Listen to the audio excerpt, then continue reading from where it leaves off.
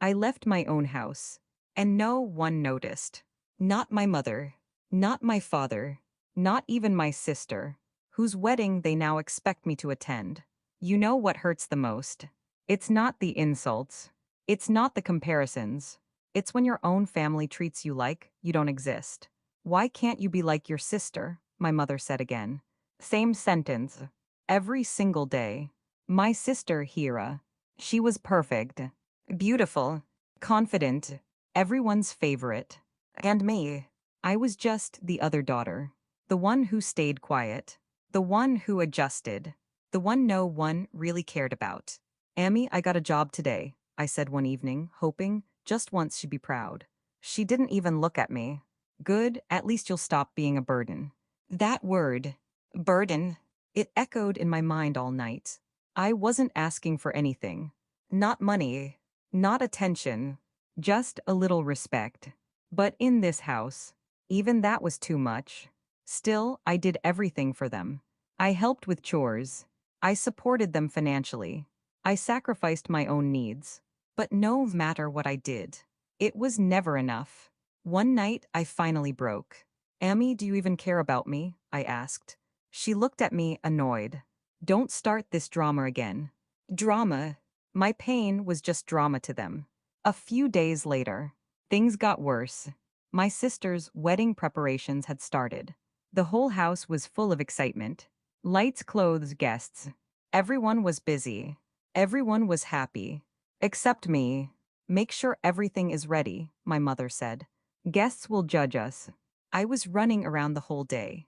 Cooking, cleaning, arranging. Not as a daughter, but like a servant. That night I sat alone in my room. Tired, exhausted, invisible. And then I heard something.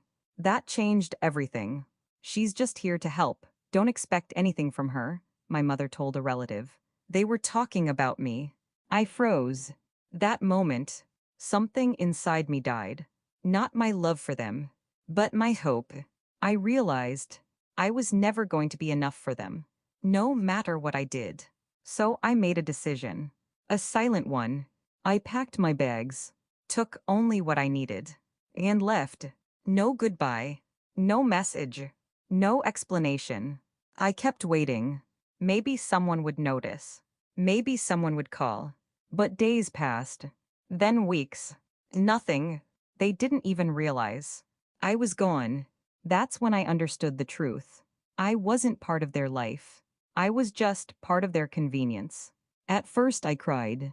A lot. But slowly, that pain turned into something else. Strength. I stopped looking back.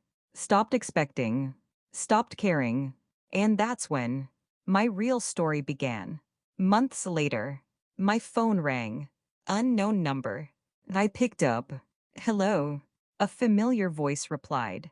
Where are you? It was my mother. After all this time, that was her first question. I'm fine, I said calmly. She ignored that. Your sister's wedding is next month. Of course. That's why she called. You need to come, she said. Need. Not we miss you. Not come back home. Just need. Why? I asked. There was a pause. Then she said, people will ask questions if you're not here. I smiled. Even now, I wasn't a daughter to them. I was just an image. Don't worry, I said softly. I'll be there. She hung up. But what she didn't know was, I wasn't coming back as the same girl. This time, I had changed. And when I return, they won't just notice me. They'll remember me forever. When I left that house, I didn't leave as a strong girl. I left as someone completely broken. The first night, I had nowhere to go. No plan, no support, no one to call. I remember sitting on a cold bench at a bus station, holding my bag tightly, as if that was the only thing left in my life. Was I really that worthless? I whispered to myself. No answer, just silence. The next few days were the hardest. I found a small, cheap room. Bare walls. One broken fan. No comfort. But honestly, it felt better than home. Because at least here, no one made me feel like a burden. I started working immediately. Any job I could find. Receptionist, store helper, data entry. Long hours. Low pay. But I didn't complain. Because this time, I wasn't doing it for them. I was doing it for myself. At night, when the world slept, I stayed awake, watching videos, learning skills, trying to understand how people actually change their lives. At first, it was hard. I didn't understand half the things. I failed again and again. But every time I felt like quitting, I remembered my mother's voice. Burden. And suddenly, I couldn't stop. Weeks turned into months. Slowly, something started changing. I learned basic design, then social media work, then freelancing. My first online earning. It was small, very small, but I still remember staring at my phone screen, smiling like it was millions. Because for the first time, I felt capable. You did this, I told myself. No one else. That feeling, it became addictive. I started working harder, smarter, faster. Clients increased, money increased, confidence increased. And for the first time in my life, I wasn't invisible anymore. People respected me, valued me, listened to me, something my own family never did. And then, just when everything was going right, my past came back. Hey, I found you. I froze. That voice, I knew it. It was Sana, my cousin, the same one who used to laugh when others insulted me. The same one who once said, "No one will ever take you seriously." "What do you want?" I asked coldly. She laughed. "Relax, I'm not here to fight." I didn't trust her. Not even a little. "I heard you're doing well," she said. "Maybe we can work together." Work together. After everything. "No," I said directly. She smirked. "You've changed." "Yes," I replied. I had to. But she didn't leave. Instead, she came back with an offer. A business idea. "This can make us a lot of money," she said. And for a moment, I hesitated. Not because I trusted her, but because the opportunity looked real. After everything I had been through, I thought maybe this time would be different. So I said yes. Worst mistake. At first, everything seemed perfect. We worked together, planned together, earned together. Money started coming in. More than before. "You see, I told you," Sana smiled. But something felt off. Small things. Strange delays. Excuses. And then one day, everything became clear. I checked the account. Empty. Every single rupee gone. My heart didn't race. My hands didn't shake. Because deep inside, I already knew. I called her. No answer. Again. Blocked. I closed my eyes. Took a deep breath. "Of course," I whispered. Same story. Different person. But this time, I didn't break. I didn't cry. I didn't beg. Instead, I smiled. Because something inside me had changed. I wasn't that weak girl anymore. This time, I learned trust is not given. It is earned. And not everyone deserves a second chance.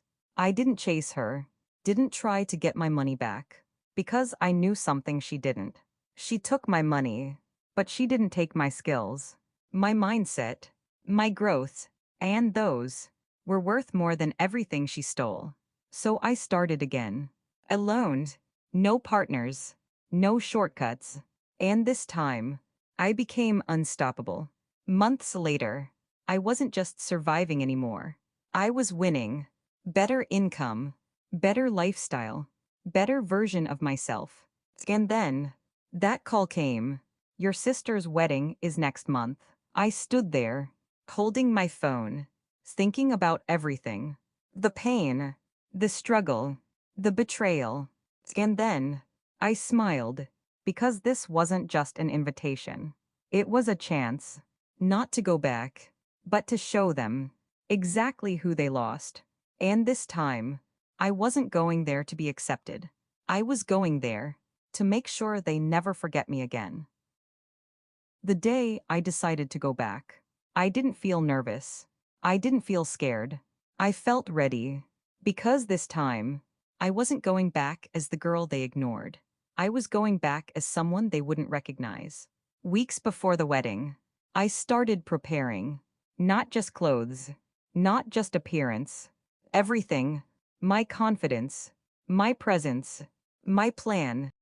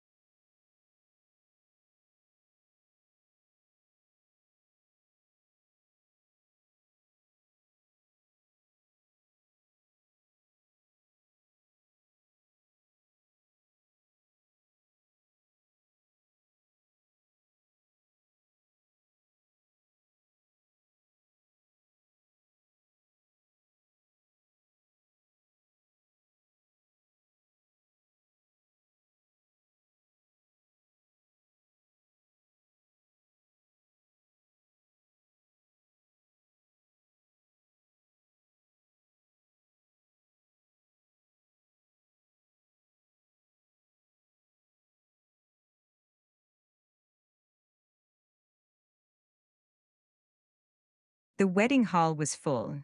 Lights shining, music playing, everyone smiling like everything was perfect. But I knew something they didn't. This perfect picture was about to break. I stood quietly in a corner, watching everything. My sister on the stage, my parents greeting guests, Samir laughing proudly. The same people who once made me feel invisible. And now, they couldn't stop looking at me. Not because they cared, but because they were confused. Who is she now? What happened to her? Why does she look so different? I could see it in their eyes. Curiosity, doubt, even insecurity. Perfect, because this wasn't revenge through anger. This was something deeper. This was control. The moment came sooner than expected. Why don't you come on stage? Samir said. We should take a family picture. Family? That word felt strange now. But I smiled. Sure, I said. As I walked toward the stage, all eyes were on me. Every step. Calm, confident, unshakable. I stood beside them. For the first time in my life. Not as the ignored one, but as someone they couldn't ignore. The photographer adjusted his camera. Everyone ready, he said. And just before the picture was taken, I spoke.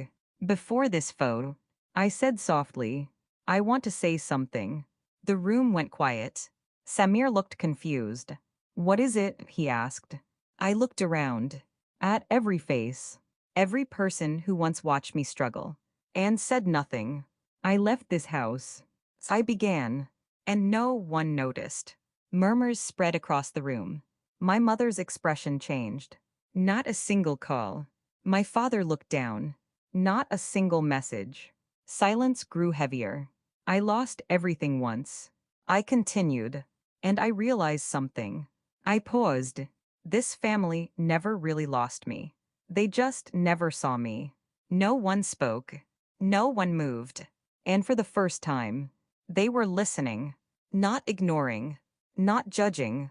Listening. I'm not saying this to hurt anyone, I said calmly. I'm saying this because I don't need your approval anymore. That line hit harder than anything. My sister shifted uncomfortably. Samir tried to speak. Hey, this isn't the time. I looked at him. This is the only time, I said. Silence again. I built my life alone. No support. No help. But I didn't come here to prove anything. I smiled slightly. I came here to close a chapter. My mother's eyes filled with tears. Beta, she whispered. But I shook my head gently. It's okay, I said. No anger. No hate. Just truth. I stepped back. Take the picture, I said. The photographer hesitated. But then, click, the photo was taken. A perfect family picture. But everyone in that frame knew. Nothing was the same anymore. After that moment, everything changed. Relatives started whispering. Some supported me. Some judged me. But for the first time, their opinions didn't matter. Because I finally had something I never had before. My own respect. Samir came to me later. You didn't have to do that, he said quietly. I looked at him. Yes, I did. He stayed silent. Because deep down, he knew it was true. My mother tried to talk, tried to apologize, but I didn't need it anymore. Not because I didn't care, but because I had already healed without it. And that was my real victory. I didn't destroy them. I didn't insult them. I didn't take revenge with anger. I simply showed them what they lost and walked away. That night, I left the wedding early. No drama, no tears, just peace. As I stepped outside, I took a deep breath.